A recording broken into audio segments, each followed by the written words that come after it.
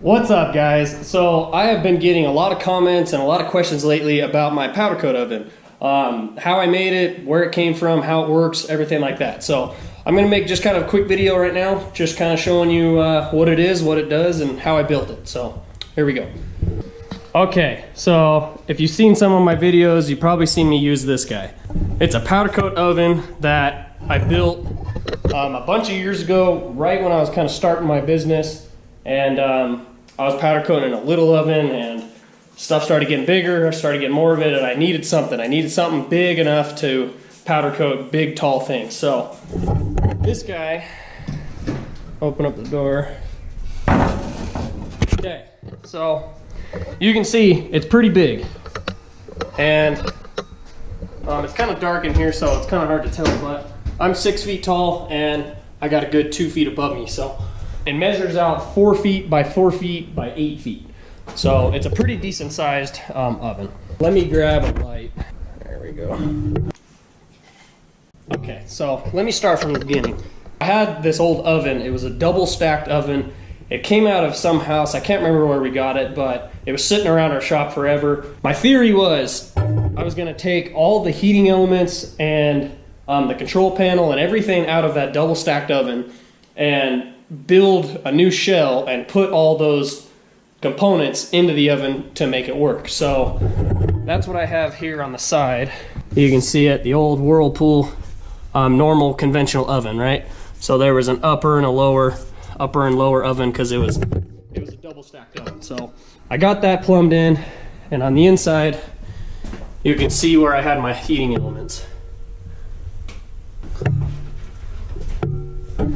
So it was kind of cool, the whole theory in the beginning, trying to use the old oven parts and recycle a bunch of parts. It was a cool idea, but unfortunately for this volume, it wouldn't work. There's a point where gas becomes more efficient than electric in heating. So anyway, after a long time of not knowing why all my powder coat was messing up, finally figured it out. I didn't actually have one of these thermometers to actually tell exactly what my temperature was.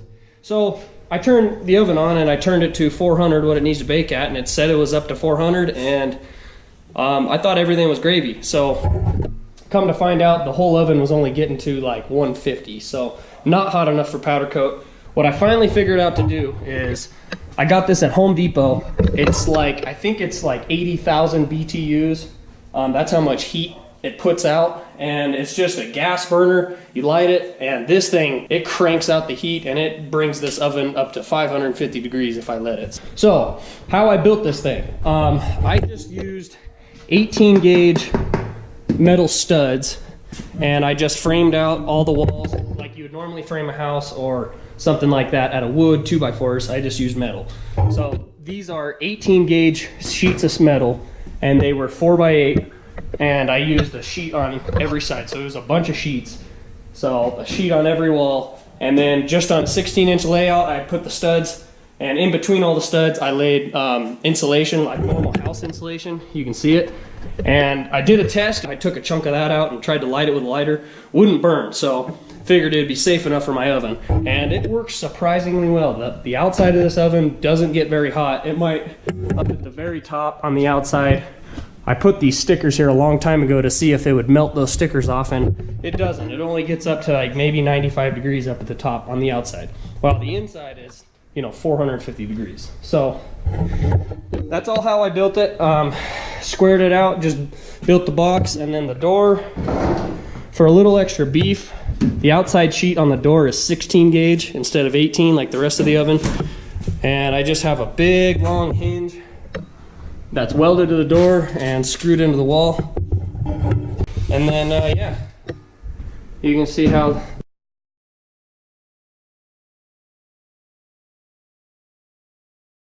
the door works. Let's see, I just got some aluminum angle iron that goes around to make some shelves. And up here, you can see I just got like a rod that goes between to make it really strong. That's for heavy stuff. And then anything around here I can hang. I could do a bunch of exhaust tips, do multiple layers, and it's a good amount of space. So it works really good. I have a few videos of just the other day at work when I was powder coating some stacks, and I filmed them putting them in and out just so you can kind of see what that's like.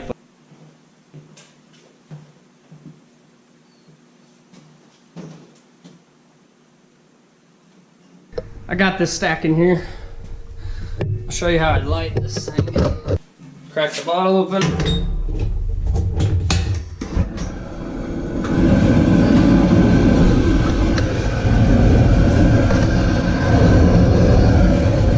For the gas, I just got a propane tank into a line, and this wraps around and goes straight through the wall.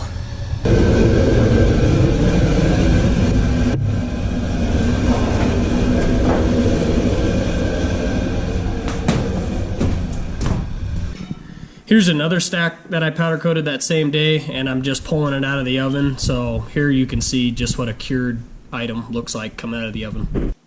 Oh, there was one last thing I forgot.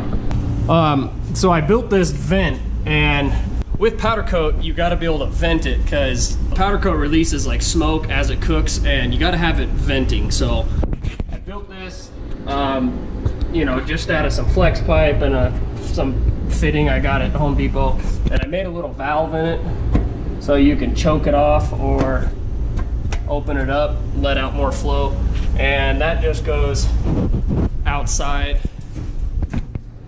and on the inside you can see it. That's just my vent.